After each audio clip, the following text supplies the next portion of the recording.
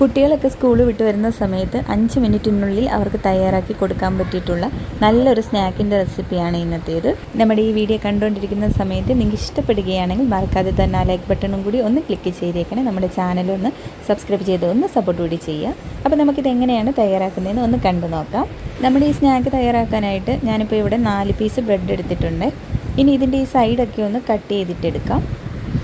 ഞാനിപ്പോൾ എല്ലാ ബ്രെഡിൻ്റെയും സൈഡൊക്കെ ഒന്ന് കട്ട് ചെയ്തതിന് ശേഷം ഒരു പീസ് ബ്രെഡ് ഇതുപോലെ രണ്ടായിട്ടൊന്ന് കട്ട് ചെയ്തെടുത്തിട്ടുണ്ട്.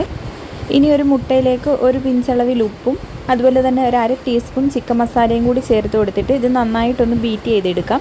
ആ ചിക്കൻ മസാലയും മുട്ടയൊക്കെ നന്നായിട്ടൊന്ന് യോജിച്ച് കിട്ടണം. ഇതിവിടെ നന്നായിട്ട് ഞാനൊന്ന് മിക്സ് ചെയ്തെടുത്തിട്ടുണ്ട്. ഇനി നമ്മൾ നേരത്തെ കട്ട് ചെയ്ത് വെച്ചിരിക്കുന്ന ആ ഒരു ബ്രെഡ് പീസ് ഉണ്ടല്ലോ, അതിൽ നിന്നും 2 പീസ് ഇതുപോലെ ഒന്ന് എടുത്തിട്ട് ഇതിൻ്റെ സൈഡൊക്കെ ഇതുപോലെ ഒന്ന് പ്രസ് ചെയ്തൊന്ന് ഒട്ടിച്ചെടുക്കാം. ഞാൻ വെള്ളവും ഒന്നും തന്നെ ഇതിലേക്ക് ചേർക്കുന്നില്ല, അല്ലാതെ തന്നെ ഇത് നമുക്ക് നന്നായിട്ടൊന്ന് ഒട്ടിക്കിട്ടുവേ. ഇപ്പോൾ നിങ്ങളെടുക്കുന്ന ബ്രെഡ് ഇതുപോലെ ഒട്ടിക്കിട്ടുന്നില്ലെങ്കിൽ ജസ്റ്റ് കൈ ഒന്ന് വെള്ളത്തിൽ മുക്കിയതിന് ശേഷം ഇത് സൈഡൊന്ന് ഒട്ടിച്ചെടുത്താലും മതി.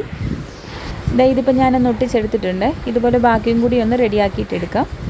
എല്ലാ ബ്രെഡ് പീസും ഞാനൊന്ന് റെഡിയാക്കി എടുത്തിട്ടുണ്ട്. നമുക്കിതിലേക്ക് കുറച്ച് ബ്രെഡ് ക്രംസ് കൂടി വേണേ. നേരത്തെ ബ്രെഡിൻ്റെ സൈഡൊക്കെ ഒന്ന് കട്ട് ചെയ്തെടുത്തിട്ടുണ്ടായിരുന്നല്ലോ, അത് ഞാൻ മിക്സിയുടെ ജാറിലേക്ക് ഇട്ട് ഒന്ന് പൊടിച്ചെടുത്തിട്ടുള്ളതാണ്.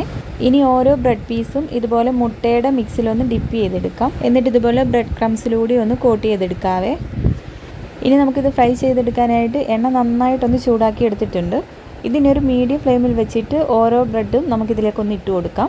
നമുക്കിത് പെട്ടെന്ന് തന്നെ ഫ്രൈ ആയി കിട്ടും. അതുപോലെ തന്നെ ഒട്ടും തന്നെ ഇത് എണ്ണ കുടിക്കുമെന്നുള്ള ഒരു പേടിയും വേണ്ട.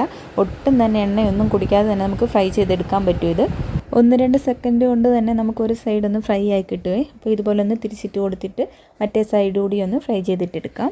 ഇതുപോലൊരു ഗോൾഡൻ ബ്രൗൺ കളറാകുന്ന ടൈമിൽ നമുക്കിതെടുത്ത് മാറ്റാവേ. ഇതുപോലെ ബാക്കിയും കൂടി ഒന്ന് ഫ്രൈ ചെയ്തെടുക്കാം. ഞാനിതിപ്പോൾ എല്ലാം ഒന്ന് ഫ്രൈ ചെയ്തെടുത്തിട്ടുണ്ട്.